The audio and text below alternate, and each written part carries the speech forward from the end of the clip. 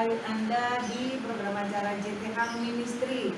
Luar biasa sekali Bapak Tuhan hari ini bersama-sama dengan kita dan banyak hal yang akan kita pelajari hari ini.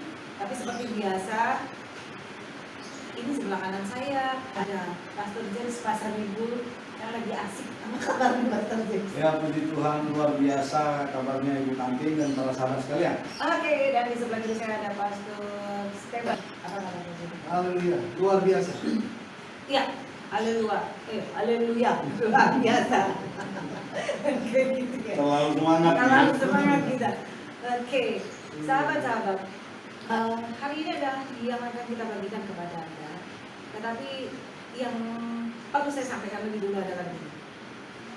Tuhan Yesus mengajarkan pada kita pada waktu khotbah di bukit. Banyak hal diajarkan tentang cara kita hidup, hal berdoa, hal memberi sedekah, hal bagaimana sebelumnya berpuasa. Iya, kemudian hal berpuasa kita sudah bicarakan beberapa waktu yang lalu ya. Kemudian hal mengumpulkan harta dan banyak yang Tuhan ajarkan. Karena khotbah di bukit itu sebetulnya adalah cara Tuhan untuk memberi kepada kita, ya, murid-muridnya dan juga kepada kita orang yang percaya untuk hidup seturut dengan kehendak Tuhan. Bahwa bagaimana kita harus berdoa. Apakah berdoa itu kita mesti harus perlu teriak-teriak dan lain sebagainya? Dan bukan itu sebetulnya yang sedang kita mau bahas, yang mau kita sharingkan hari ini, bukan itu. Tetapi ada satu hal, bolehkah sebetulnya kita itu orang Kristen itu kaya gitu? Bolehkah orang Kristen itu kaya? Atau sebetulnya kalau orang, kan ada juga tuh firman Tuhan, orang kaya itu susah masuk surga. Iya. Ada kayak begitu juga. Jadi, mana jadi orang kaya ya? Memang begitu juga. Kalau kita berpikir licik cuma begitu aja kan kita mengambilnya hanya sepenggal-sepenggal. Firman Tuhan tidak bisa kita ambil sepenggal-sepenggal karena dengan sepenggal-sepenggal itu membuat satu pengertian yang akan sangat berbeda yang kayak begitu. Baik, oke. Bolehkah orang Kristen itu kaya? Nanti kita akan bahas. Tapi yang pertama kali, baiklah, kita berdoa dulu ya. Oke, saya akan pimpin doa. Tuhan Yesus, terima kasih untuk penyertaan-Mu yang luar biasa. Kalau hari ini kami boleh ada dan kami ada, itu semuanya adalah oleh karena kasih karunia-Mu saja. Terima kasih untuk kebaikan-kebaikan-Mu Tuhan. Kami bisa merasakan betapa luar biasanya Engkau bekerja dalam kehidupan kami. Kalau hari ini kami mau men-sharingkan satu firman Tuhan, Tuhan berbicaralah kepada kami bertiga ini. Sehingga apa yang kami bagikan bukan semata-mata dari kedagingan kami, tetapi Engkau yang berbicara melalui kami. Dan biar itu bisa menjadi berkat bagi orang-orang di sekeliling kami. Terima kasih Tuhan, berkati kami semuanya yang ada di sini. Engkau yang memimpin dari awal pertengahan sampai dengan akhir. Dan biarlah kehendak-Mu yang jadi di dalam nama Yesus Kristus Tuhan dan Juru Selamat kami yang hidup, kami sudah berdoa dan mengucap syukur. Haleluya. Amin. Oke, Pastor James. Ya, jadi menarik juga ini. Boleh kita kaya? Boleh nggak kita kaya? Nah, inilah yang bahkan menjadi santapan daripada pembicara-pembicara saat ini, yaitu tentang bicara bagaimana supaya umat Tuhan itu mengalami yang namanya berkat yang melimpah, supaya hidupnya dipenuhi oleh berkat-berkat yang daripada Tuhan. Enggak salah tentang itu, karena kita juga sejak dari perjanjian lama, Tuhan itu adalah Tuhan yang senang memberkati. Itu dulu harus kita catat itu. Bahkan kepada Harun disampaikan oleh Tuhan supaya mengucapkan berkat bagi bangsa Israel. Itu Bilangan 6, itu kan?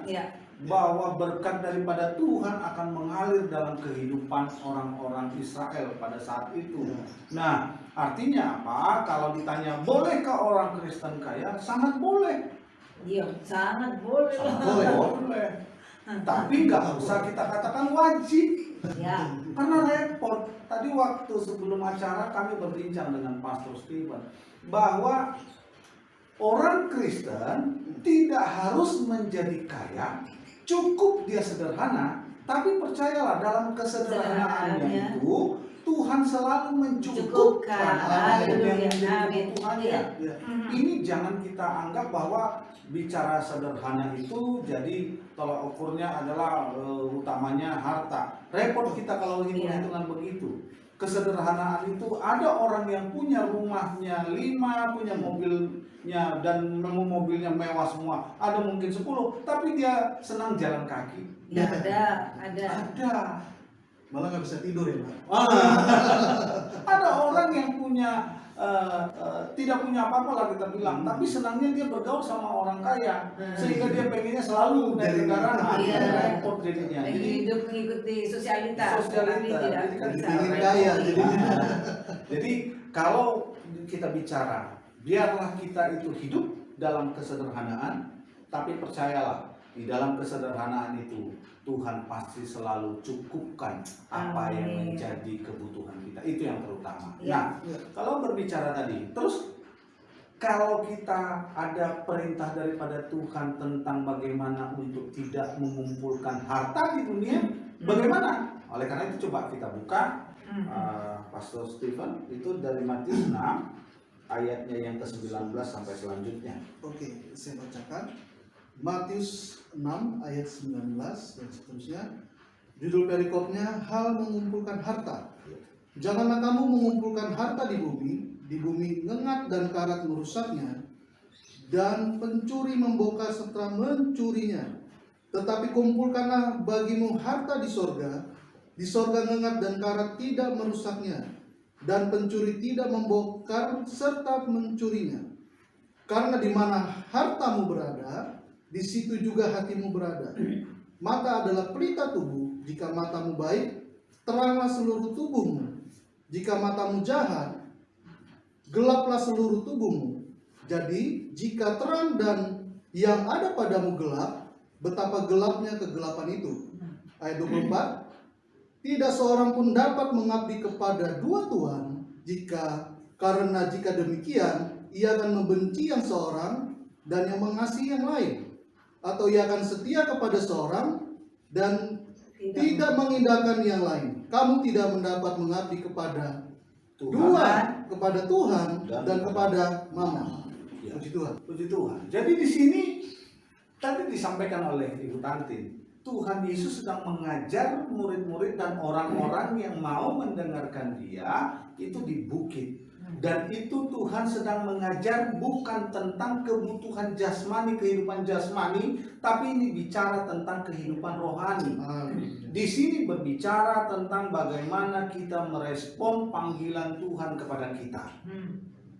Lalu kalau dikatakan bahwa janganlah kamu mengumpulkan harta di bumi, ini berbicara bukan supaya kita tidak boleh punya tabungan.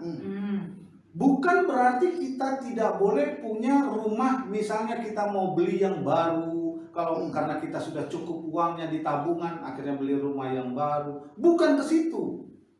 Tapi kita harus lihat ada poin utama, poin penting daripada yang disampaikan Tuhan Yesus, yaitu adalah ayat 21-nya. Ini mulanya. Bahwa waktu kita fokus kepada harta, waktu kita fokus kepada kekayaan, waktu kita fokus kepada apa yang ditawarkan oleh dunia. Ingat, apa yang ditawarkan oleh dunia. Sedangkan Tuhan sudah ada berkat buat kita. Tuhan sudah menyiapkan berkat di sorga buat kita. Sedangkan dunia ini menawarkan sesuatu yang lain.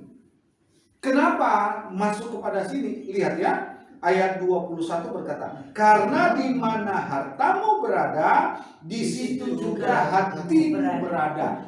Kalau kita bicara tadi berkat itu dari Tuhan, sudah Tuhan siapkan kekayaan bagi kita. Mungkin kekayaan yang kita miliki, orang dunia akan bilang, oh kamu itu terlalu miskin. Tidak seperti itu kita menilainya. Tapi kita akan berkata, inilah kesederhanaan dari Tuhan yang Tuhan izinkan sekarang aku alami. Tapi di tengah kesederhanaan itu tidak pernah aku kekurangan atas kebutuhanku. Itu catat.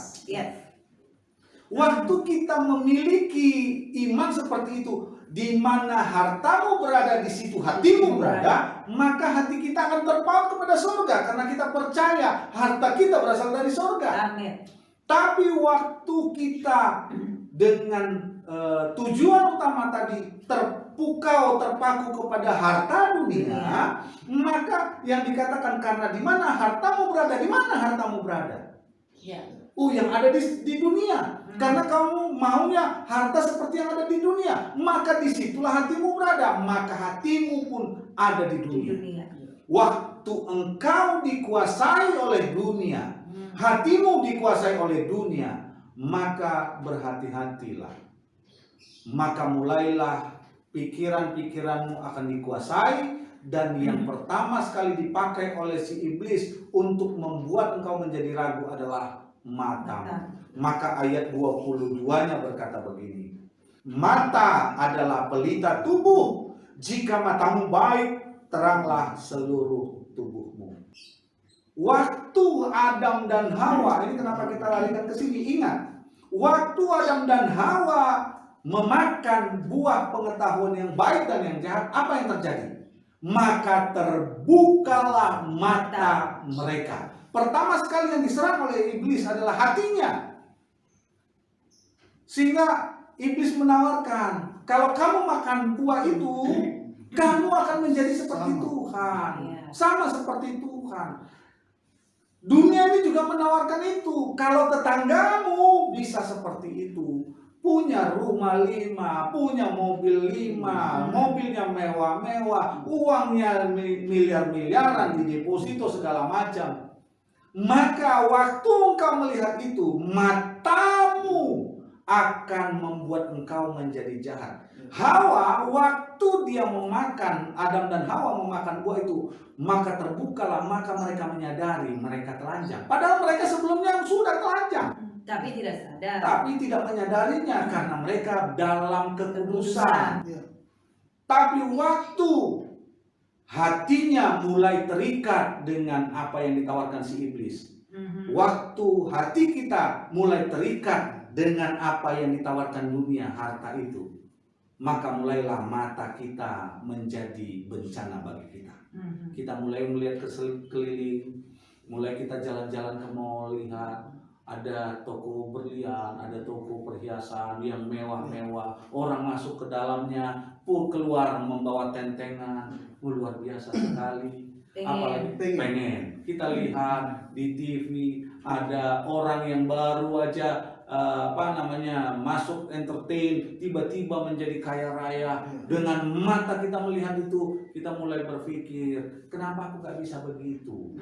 Maka fokus yang kita lakukan dalam kehidupan kita sehari-hari, maka sudah tidak lagi kepada harta di sorga tadi, tidak lagi kepada Tuhan, tapi hati kita lewat mata kita itu, mulailah kita berpikir bagaimana caranya kita mengumpulkan harta di dunia. Mulailah kita mengikuti bagaimana cara dunia bermain supaya apa yang dia peroleh, kita peroleh. Maka mulailah terjadi, banyaklah kita yang menjadi orang-orang percaya juga, orang-orang Kristen juga, orang-orang yang ya mungkin rajin juga melayani di gereja, bahkan pendeta juga. Mulailah ada kesempatan korupsi lah. Mulailah di dalam kegiatan kerohanian yang dia pimpin, mulailah tipu-tipu supaya banyak jemaat masuk, supaya banyak kekayaan dunia ini bisa diperoleh. Terjadilah mujizat-mujizat palsu, sepertinya ada orang sembuh, sepertinya ada orang yang terkapar. Begitu juga pengusaha-pengusaha mulailah korupsi besar-besaran, orang Kristen juga menipu, mulailah merampok. Yang penting bagaimana dia berusaha sekuat tenaga mengumpulkan apa yang ada di dunia. Berawal dari mata. Yang sebelumnya hati duluan dibukakan. Di mana hatimu berada, hartamu berada, di situ hatimu berada. Karena akar dari segala kejahatan adalah cinta uang. Jadi masuk segala sesuatu itu pertama sekali mulai dari hati. Dia pakailah mata ini. Jadi fokus daripada perintah Tuhan untuk kita jangan mengumpulkan harta di dunia itu bukan supaya kita tidak boleh menjadi orang yang berhasil dalam konsep dunia. Oh, Iya. Jadi ini maksud dari kenapa orang percaya itu boleh kaya atau enggak? Iya. Ternyata Iya. boleh. Boleh, sangat boleh. Asal dengan apa yang kita bahas tadi. Iya. Iya. Bahwa kita itu dikasih hikmat oleh Tuhan, dikasih power oleh Tuhan, dikasih yang namanya wibawa oleh Tuhan. Amin. Bahkan yang paling utama, dikasih yang namanya kenaikan tingkat apa? Dipromosikan oleh Tuhan. Haleluya. Kita akan melihat bagaimana yang namanya Ayub, Ya. bagaimana yang namanya Yusuf, bagaimana yang namanya Abraham, bagaimana yang namanya Daud, bagaimana yang namanya Salomo. Mereka semua itu adalah orang-orang yang mengasihi Tuhan, mengikuti perintah Tuhan. Hanya bisa juga kita belajar dari mereka, terutama seperti Salomo. Sesudah dia harta kekayaannya melimpah, dia tidak silau terhadap harta, tapi dia silau terhadap perempuan. Tuh. Itu yang merusakkan dia. Betul. Dia tidak silau terhadap harta. Dia sudah memiliki semuanya. Bahkan firman Tuhan berkata, tidak ada orang yang sekaya daripada Salomo. Tapi dia lemah dalam hal wanita. Iya. Jadi HTW, harta tahta wanita. Jadi inilah maksud Tuhan, bahwa mari jangan kita fokus untuk bagaimana kita mengejar harta duniawi.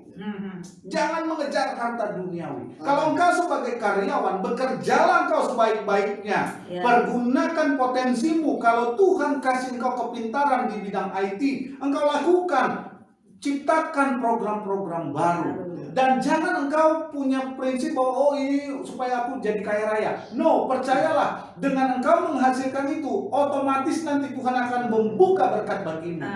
Seperti seorang dokter di Indonesia yang begitu mengasihi Tuhan. Oh, dia nggak terlalu fokus kepada bagaimana dia kumpulin duit, tapi fokus bagaimana dia bisa membantu dengan teknologi yang baru, dengan ilmu kedokteran yang baru. Dan dengan itu dia jadi otomatis kaya raya.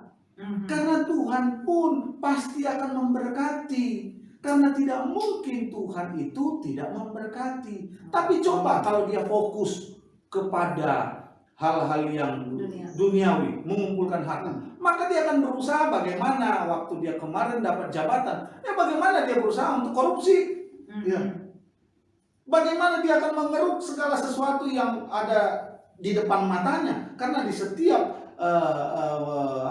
kementerian itu pasti ada dana-dana yang bisa diambil.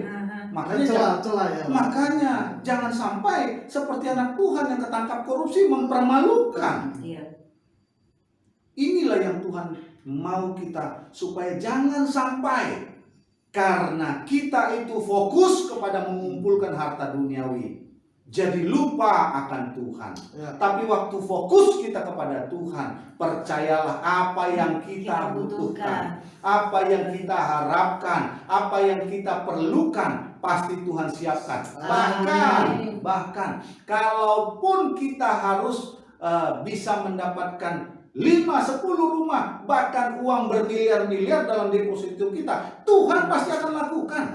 Percayalah. Jika memang itu bagian kita. Ingat bagaimana sudah saya katakan, Daud itu banyak sekali hartanya, tapi waktu Salomo memegang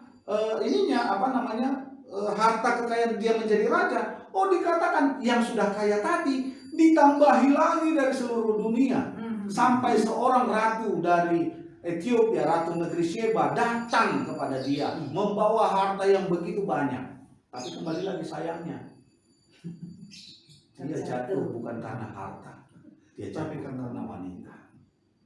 Oleh karena itu, para sahabat, hari ini kita diajarkan luar biasa oleh Tuhan. Kalau engkau seorang hamba Tuhan yang baik, jangan fokuskan dengan pelayanan-pelayanan yang supaya berharap jemaatmu banyak, sehingga engkau berharap orang-orang kaya nanti akan datang ke gerejamu. Maka engkau bikin acara-acara fake-fake yang luar biasa, palsu-palsu semua. Atau mengumpulkan orang-orang yang kaya-kaya aja supaya bersama dengan, supaya nggak lagi perlu supaya perpuluhannya banyak.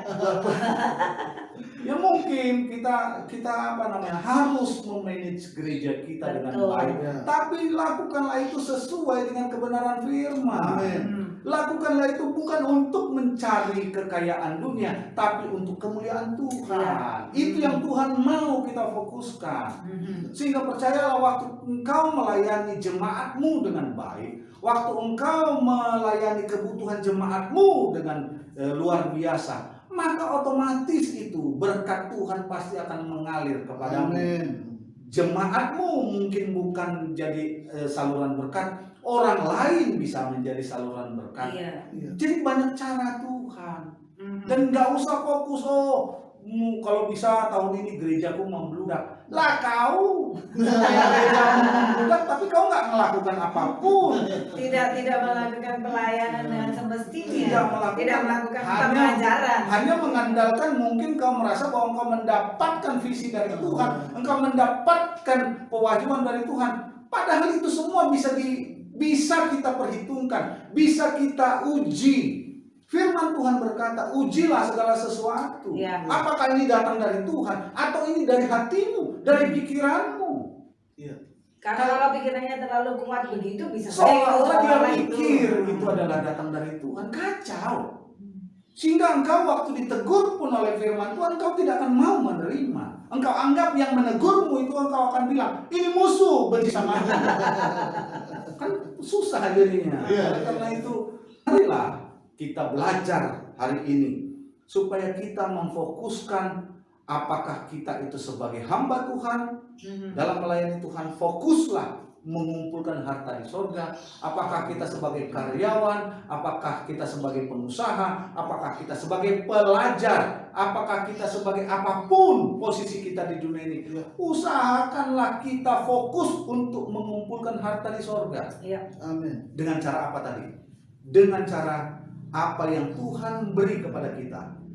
Kepintaran, kecerdasan, hikmat, marifat, apalagi namanya itu bijaksana. Pakai semuanya itu untuk kemuliaan nama Tuhan. Lewat itu kita akan melihat bahwa kita tidak akan menjadi orang yang menduakan Tuhan. Amin. Sebab repot, Bapak Ibu, saudara yang terkasih. Firman Tuhan bilang, gak bisa kita mengabdi kepada dua Tuhan. Kita pengen harta duniawi, tapi kita sepertinya mau melayani Tuhan. Atau kita mau melayani Tuhan, tapi fokus kita bagaimana dapat harta duniawi. Repot. Kita wajib pilih satu. Kalau memang mau engkau menjadi merasa diberkati oleh dunia, sehingga engkau bisa mendapatkan harta dunia, lakukan aja. Udah gak usah urus-urus Tuhan. Percuma. Sangat percuma. Urus Tuhan gimana juga. Pekerjaan Tuhan. Pekerjaan Tuhan ya. Pekerjaan Tuhan ya. Fokusnya untuk mendapatkan sesuatu yang bersifat duniawi, tetapi ditutupi dengan Jangan sesuatu pakai. yang Karena nggak akan sepertinya itu kepada Tuhan sudah bilang nggak akan pernah Bersembunyi di balik bisa. Tuhan, Ya, nggak akan pernah bisa kita mengabdi kepada dua Tuhan. pada akhirnya memang akan nampak. Akan terpilih mana yang kita cintai. Hmm. Apakah harta duniawi atau Tuhan yang ada di surga, Ya. yang memiliki harta yang sesungguhnya, yang akan diberikan kepada kita. Seperti apa harta yang diberikan Tuhan? Percayalah, tidak akan pernah engkau kekurangan. Itu aja. Amin. Itu aja. Kayaknya ada tuh cerita-cerita yang kaitan dengan itu. Hmm. Iya kan? Hmm. Bahwa kalau kita memang mengutamakan harta, ya sudah, memang kita dapatkan semua itu. Iya. Tetapi kita ada hampa loh sebetulnya hati kita. Ada hampa itu kalau kita mau jujur ya. Ketika kita mendapatkan segala sesuatu yang bersifat duniawi dan itu kita fokus ke situ, kita lebih mendapatkan itu. Ada kegersangan di hati kita. Betul. Sebetulnya. Sehingga Ada yang kosong. untuk mencari sukacitanya, dia jadi pemabuk lah. Dia menjadi pakai drugs lah. Karena untuk mencapai sukacita yang sesungguhnya itu, dia sudah memiliki itu harta, tapi kok hamba ya? Hampa dalam hidupnya. Kenapa ya? Tapi ada orang yang kita lihat, oh sederhana sekali hidupnya, tapi kok ada gelak tawa di rumahnya, ada sukacita, wajah berseri-seri, nggak pernah kelihatan kusut, nggak kelihatan seperti orang yang berpuas. Padahal mungkin makannya cuma sederhana. Sambel, pete, ikan asin. Halo, saya banget sih. Seperti itu saja, tapi dia wajahnya luar biasa. Iya.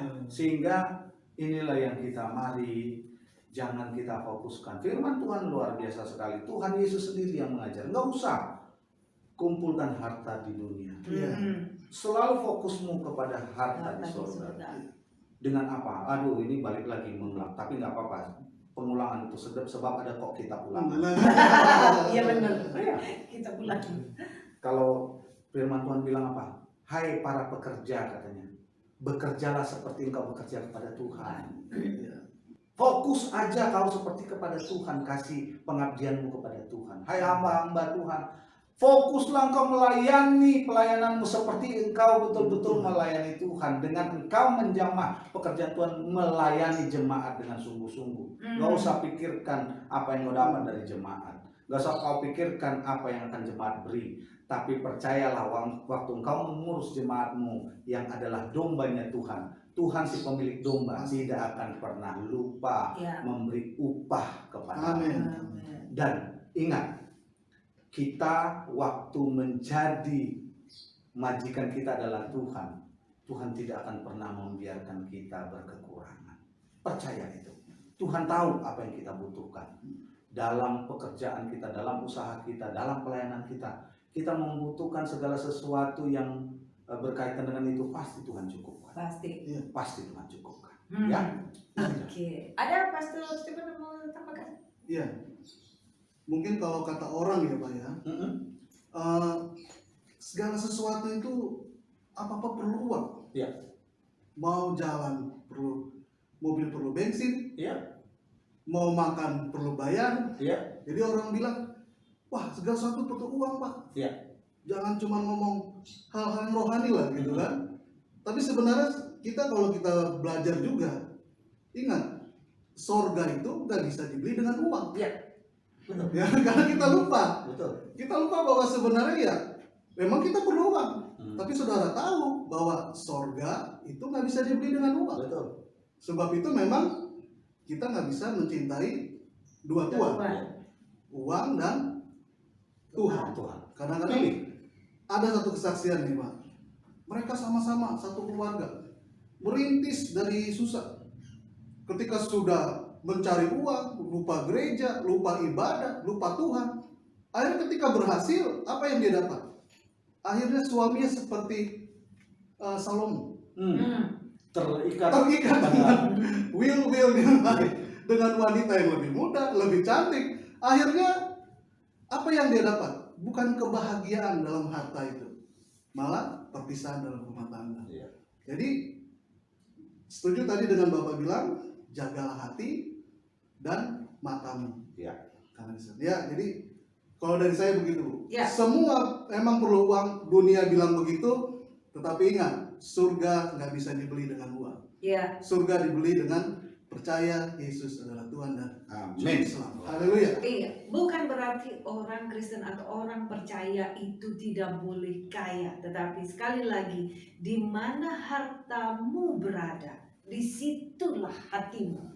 Ya, kalau kita fokus hati kita tertuju kepada Tuhan dan kita juga jaga mata kita, maka hal-hal dunia yang menjerat kita untuk kita jauh daripada Tuhan itu akan bisa kita antisipasi. Amin. Seperti itu ya. Kita banyak belajar dengan ini, saudara-saudaraku yang terkasih, dan ini adalah jamahan firman Tuhan. Jamahan Tuhan hari ini untuk Anda.